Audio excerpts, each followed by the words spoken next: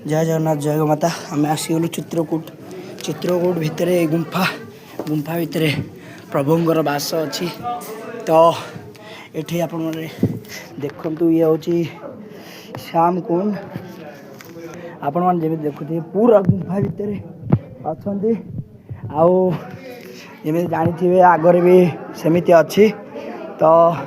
ये श्रीरामंकर पाद दर्शन ये देखिए श्रीरामंकर ये पाद अच्छी पाद दर्शन आउ शिव मंदिर अच्छी ये महादेव अच्छा ये सीताकुंड ये होती सीताकुंड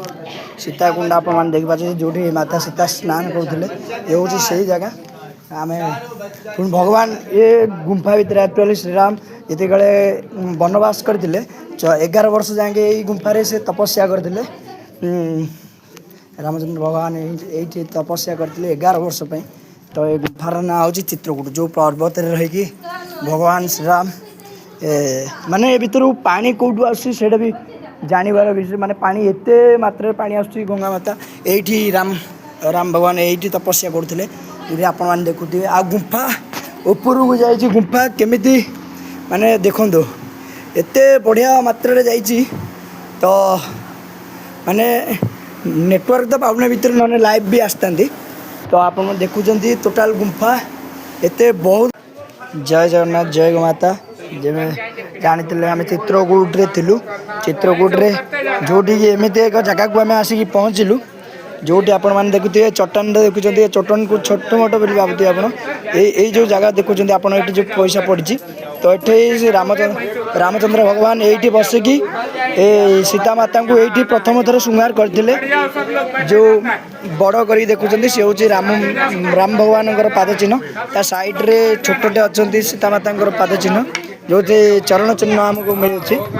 ये राम भगवान ये बसते सीता माता को श्रृंगार करते जिते माता सीता से शयन करुले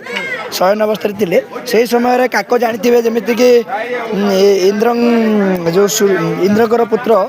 जे के काक रूप में आसिक माता सीता चरण को स्पर्श करथिला